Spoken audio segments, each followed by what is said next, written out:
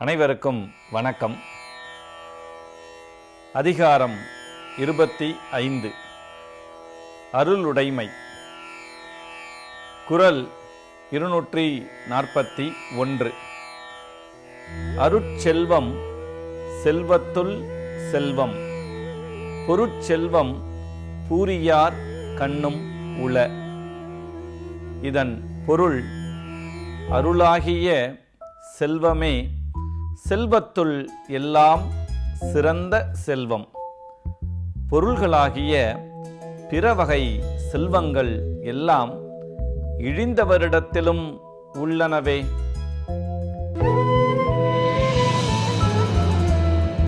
குறள் 242. நல்லாற்றால் நாடி அருளாள்க, பல்லாற்றால் தேரினும் அஃதே துணை. இதன் பொருள், நல்ல வழியினாலே ஆராய்ந்து அருளை செய்க. பல வழிகளால் ஆராய்ந்து கண்டாலும் அருளே வாழ்க்கைக்கு துணையாக இருக்கும்.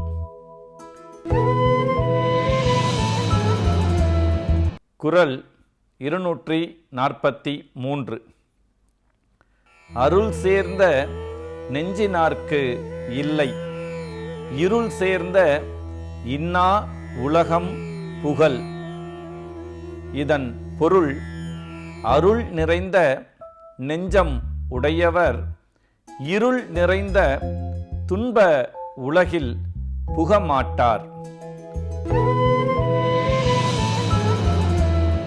குறள் 244. மண்ணுயிர் ஓம்பி அருளாழ்வார்க்கு இல்லென்ப தன்னுயிர் அஞ்சும் வினை.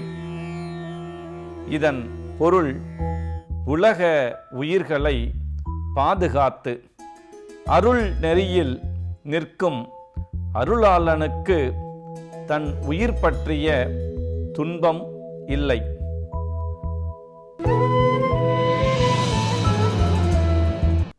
குறள் 245.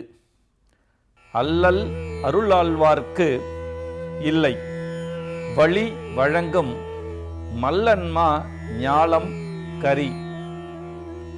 இதன் பொருள், அருளுடையவராக வாழ்கின்றவர்களுக்கு எப்போதும் துன்பம் இல்லை.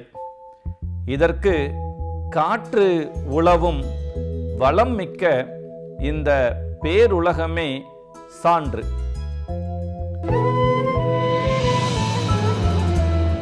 குறள் 246. பொருள் நீங்கி பொச்சாந்தார் என்பர் அருள் நீங்கி அல்லவை செய்து ஒழுகுவார். இதன் பொருள், அருள் இல்லாமல் தீமைகளை செய்து வாழ்கிறவர்கள் அறத்தின் பெருமையையும் பொருளையும் மறந்தவர் ஆவார். குறள் 247. அருள் இல்லார்க்கு அவ்வுலகம் இல்லை, பொருள் இல்லார்க்கு இவ்வுலகம் இல்லாகி யாங்கு.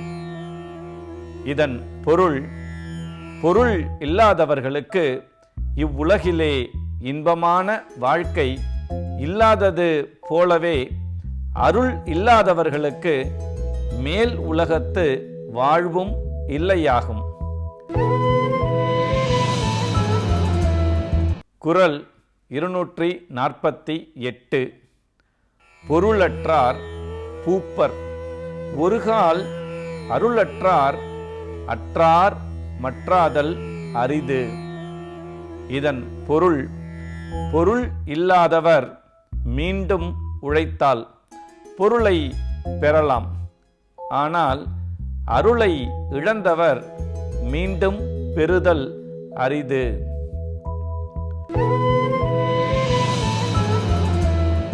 குறள் 249. தெருளாதான் மெய்ப்பொருள் கண்டற்றால் தேரின் அருளாதான் செய்யும் அறம். இதன் பொருள் அருள் இல்லாதவன் செய்யும் தருமத்தை ஆராய்ந்தால் அஃது அறிவு தெளிவு இல்லாதவன் ஒரு நூலின் உண்மை பொருளை கண்டறிதல் போன்றது.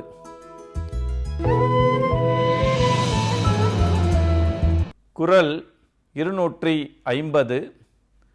வலியார் முன் தன்னை நினைக்கத்தான் தன்னின் மெலியார் மேல் செல்லும் இடத்து.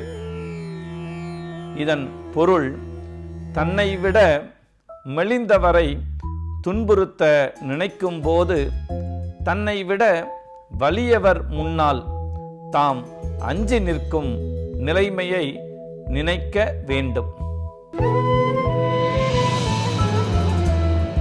அதிகாரம் 26. புலால் மறுத்தல். குறள் 251. தன் ஊன் பெருக்கற்கு தான் பிரிது ஊன் உண்பான் எங்கனம் ஆளும் அருள்.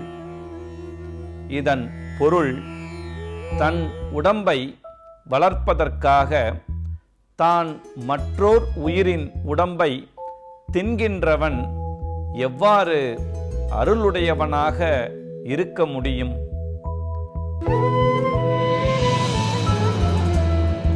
குறள் 252. பொருளாட்சி போற்றாதார்க்கு இல்லை, அருளாட்சி ஆங்கில்லை ஊன் தின்பவர்க்கு. இதன் பொருள் பொருள் உடையவராக இருக்கும் தகுதி அப்பொருளை காப்பாற்றாதவர்க்கு இல்லை. அவ்வாறே அருள் உடையவர் ஆகும் தகுதி புலாலை தின்பவர்க்கும் இல்லை.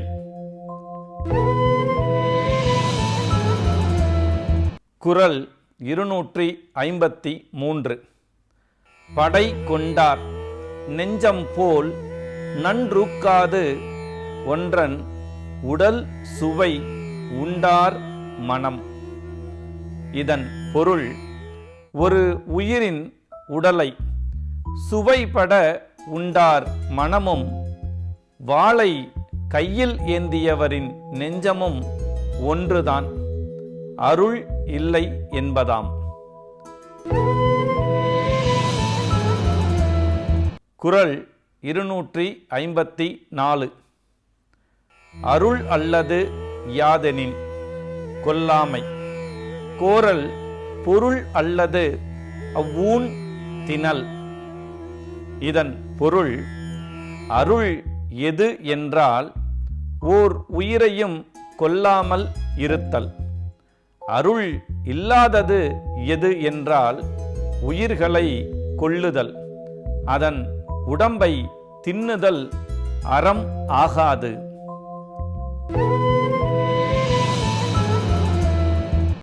குறள் 255. உண்ணாமை உள்ளது உயிர் நிலை, ஊன் உண்ண அண்ணாத்தல் செய்யாது அலறு. இதன் பொருள் உயிர்களின் நிலைத்த வாழ்வு ஊன் உண்ணாத இயல்பில்தான் உள்ளது. ஊன் உண்டால் நரகம் அவனை வெளியே விட ஒருபோதும் தன்னுடைய கதவை திறக்காது. குறள் 256. திணர் பொருட்டால் கொல்லாது உலகெனின் யாரும் விலை பொருட்டால் ஊன் தருவார் இல். இதன் பொருள் புலால் தின்னும் பொருட்டு உலகத்தார் உயிர்களை கொல்லாது இருப்பாரானால் விலைக்கு ஊனை விற்க யாரும் இருக்க மாட்டார்கள்.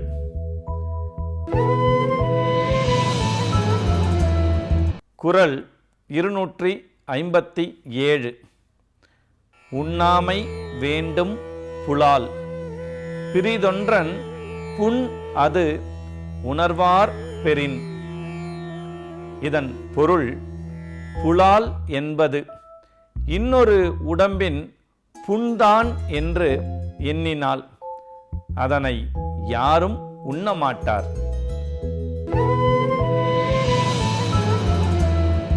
குறள் 258. செயிரின் தலைப்பிரிந்த காட்சியார் உண்ணார் உயிரின் தலைப்பிரிந்த ஊன். இதன் பொருள், பிழையற்ற அறிவை உடையவர் ஓர் உயிரிடத்திலிருந்து பிரிந்து வந்த ஊனை உண்ணமாட்டார்.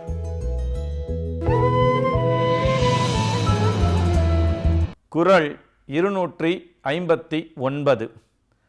அவி சொரிந்து 1000 வேட்டலின் ஒன்றன் உயிர் செகுத்து உண்ணாமை நன்று.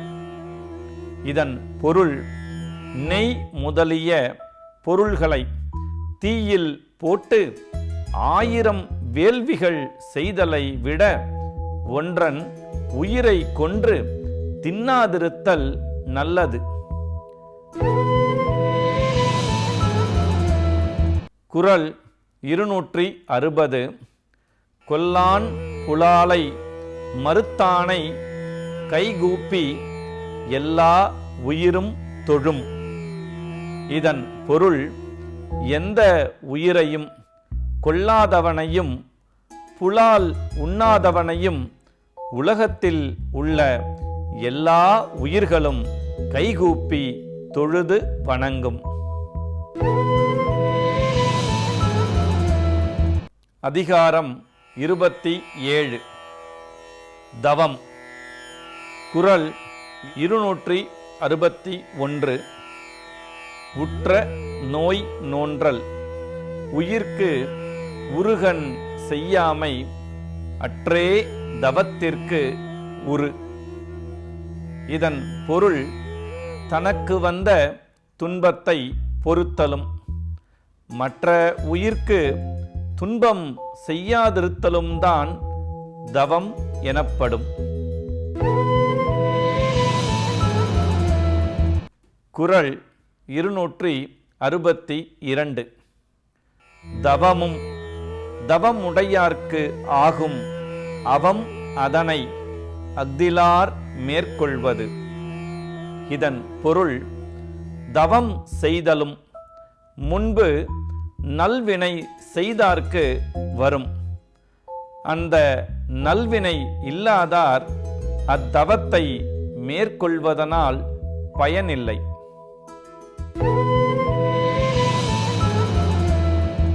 குறள் 263. துறந்தார்க்கு துப்புரவு வேண்டி மறந்தார்கொள் மற்றையவர்கள் தவம். இதன் பொருள், துறவிகளுக்கு உதவுவதற்காக வேண்டியே மற்றையோர் தவம் செய்ய மறந்தாரோ. குறள் 264. ஒன்னார் திரளும் உவந்தாரை ஆக்கலும் எண்ணின் தவத்தான் வரும். இதன் பொருள், தீமை செய்யும் பகைவரை அடக்கவும் நன்மை செய்யும் நண்பரை உயர்த்தவும் நினைத்த அளவில் தவத்தின் வலிமையால் செய்ய முடியும். குறள் 265. வேண்டிய வேண்டியாங்கு எய்தலால் செய்தவம் ஈண்டு முயலப்படும். இதன் பொருள், விரும்பியது விரும்பியபடியே வருதலால் தவம் செய்தலை இவ்விடத்தே செய்ய வேண்டும்.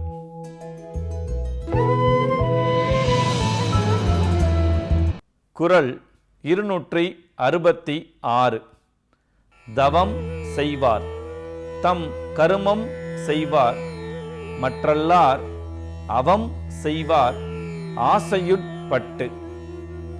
இதன் பொருள், தவம் செய்கின்றவரே தமக்கு உரிய கடமையை செய்கின்றவர் ஆவர். அவர் அல்லாத மற்றவர் ஆசையிலே அகப்பட்டு வீண் முயற்சி செய்கின்றவரே. குறள் 267. சுடச் சுடரும் பொன்போல் ஒளி விடும் துன்பம் சுடச் சுட நோர்க்கிற்பவர்க்கு. இதன் பொருள், நெருப்பு சுடச் சுட ஒளிவிடும் பொன்னே போல துன்பம் வருத்த வருத்த தவம் செய்பவர்க்கு ஞானம் பெருகும்.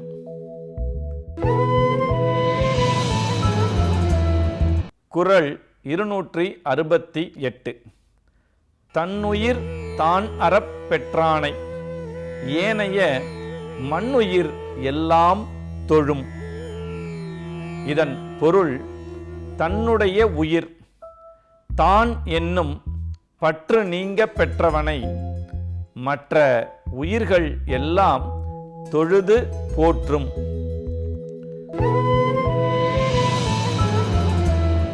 குறள் 269. கூற்றம் குதித்தலும் கைகூடும் நோற்றலின் ஆற்றல் தலைப்பட்டவர்க்கு. இதன் பொருள், தவம் செய்வதால் பெறக்கூடிய ஆற்றலை பெற்றவர்க்கு அந்த யமனையே வெல்லவும் முடியும்.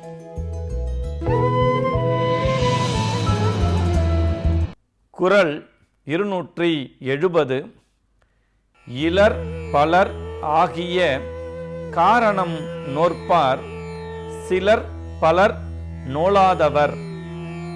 இதன் பொருள், பொருள் இல்லாதவர் பலராக உலகில் இருப்பதற்கு காரணம் தவம் செய்கின்றவர் சிலராகவும் செய்யாதவர் பலராகவும் இருப்பதே ஆகும். நன்றி.